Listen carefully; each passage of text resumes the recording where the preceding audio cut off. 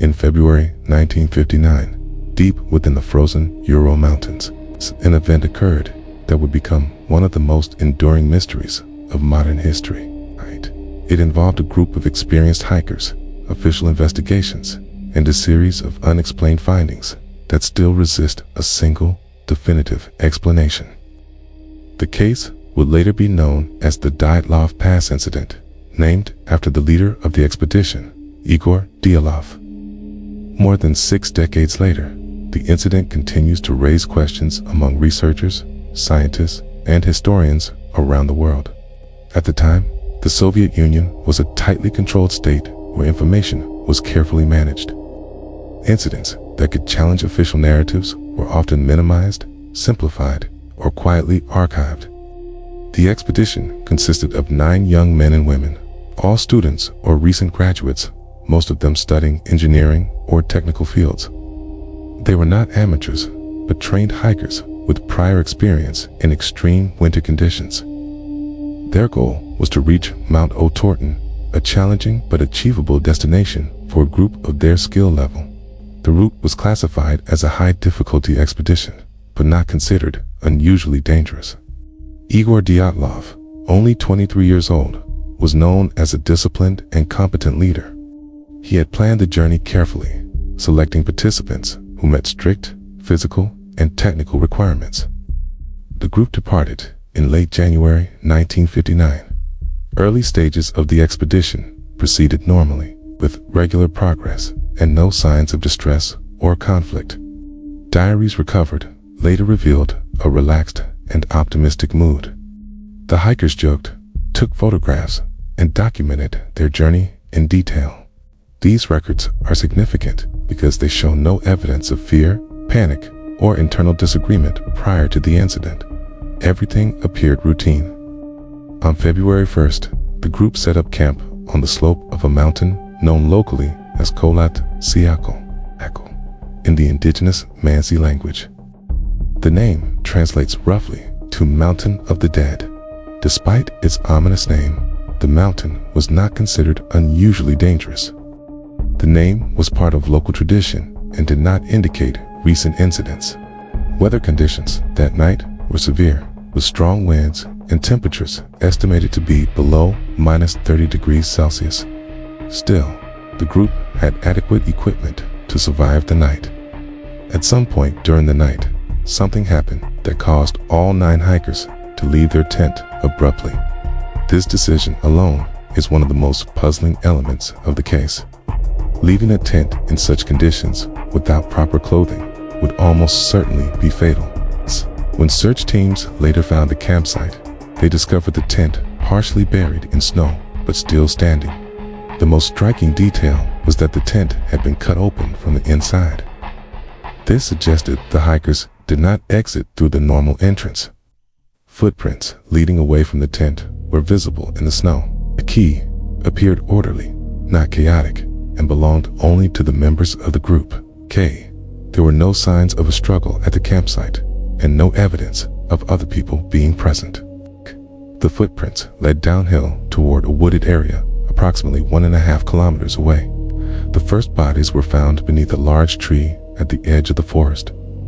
2 hikers were barefoot and wearing minimal clothing. Nearby, investigators found the remains of a small fire, indicating an attempt to survive and stay warm. The cause of death for these 2 individuals was determined to be hypothermia. Between the tree and the original campsite, 3 more bodies were discovered. Their positions suggested they were attempting to return to the tent. These individuals were more clothed than the first 2, but still inadequately protected for the conditions. Like the others, they showed no signs of external violence and were believed to have died from exposure. Months later, after snow had melted, the remaining 4 bodies were found in a ravine deeper within the forest. These hikers had suffered severe internal injuries, including fractured ribs and skull damage. What made these injuries unusual was the lack of corresponding external trauma. There were no major cuts or wounds that would normally accompany such force. Medical examiners compared the injuries to those typically seen in high-impact car accidents. One of the bodies was missing its tongue, while others were missing eyes or soft tissue. Official reports attributed this to natural decomposition and scavenging animals. However, some researchers have questioned whether this explanation fully accounts for the observed conditions. The official Soviet investigation concluded that the hikers died due to what was described as a compelling natural force. This vague wording offered no clear cause and left many questions unanswered. The case was closed, and for many years, access to documents related to the incident was limited. As records became more accessible decades later, renewed interest brought fresh analysis and alternative theories. One of the most widely discussed explanations is an avalanche. According to this theory, the hikers may have feared an imminent snowslide. In this scenario, they cut their way out of the tent to escape quickly, intending to return once the danger passed. Critics of the avalanche theory note the absence of clear avalanche debris and question whether conditions were sufficient to trigger one. Another theory involves katabatic winds, sudden powerful gusts that can create intense noise and pressure.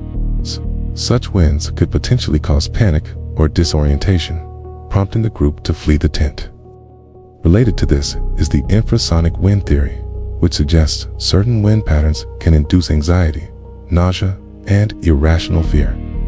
Some researchers believe these physiological effects could explain the hikers' sudden and seemingly illogical behavior. A more controversial theory involves military testing. At the time, the Soviet Union was conducting classified weapons experiments in remote regions. Reports of unexplained lights in the sky on the night of the incident have fueled speculation about missile or parachute mine tests. Supporters of this theory argue that a military explosion could explain both the panic and the internal injuries. Others point out that no official evidence confirms such tests occurred in the immediate area that night. There is also the hypothesis of human error combined with extreme weather, suggesting a chain of small decisions led to disaster. Under this view, exhaustion, cold, and poor visibility may have contributed to a fatal series of choices. Some have proposed that conflict with local indigenous people could be responsible, but investigations found no evidence supporting this claim. Footprints, injuries, and the lack of defensive wounds strongly argue against an attack by other humans. Radiation traces found on some clothing items added another layer of mystery, though levels were not considered immediately lethal. The source of this radiation remains debated, with explanations ranging from occupational exposure to environmental contamination. In recent years, Russian authorities reopened the case, focusing primarily on natural explanations. A 2020 review concluded that a delayed slab avalanche was the most likely cause, though not all researchers agree. Critics argue that this conclusion still fails to account for every detail, particularly the pattern of injuries and behavior. What makes the Dyatlov Pass incident unique is not one inexplicable detail, but the accumulation of anomalies. Each theory provides partial answers, yet none fully explains all known facts. This gap between evidence and explanation is what continues to drive interest in the case. Modern technology has allowed for simulations, terrain analysis, and forensic reassessments. Even so, uncertainty remains, and interpretations often depend on which details are prioritized. Some believe the truth lies in a combination of natural forces rather than a single dramatic cause. Others suspect that key information may have been withheld or lost during the original investigation. More than 60 years later, the Dyatlov Pass incident remains officially unresolved in the public mind. The hikers' final decisions, their fear, and the precise sequence of events remain unknown. What is certain is that 9 lives were lost under extraordinary circumstances. The documents, photographs, and physical evidence all exist, yet they do not converge on one clear answer. Perhaps the most unsettling aspect of the case is how ordinary it began. A routine expedition, carefully planned, undertaken by capable individuals, ended in tragedy. Whether caused by nature, human error, or something else entirely. The outcome was irreversible. The mountain has kept its secret, buried beneath snow, time, and speculation.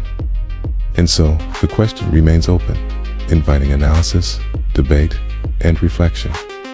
What do you think really happened at Dyatlov Pass? The facts are real. The explanation is up to you.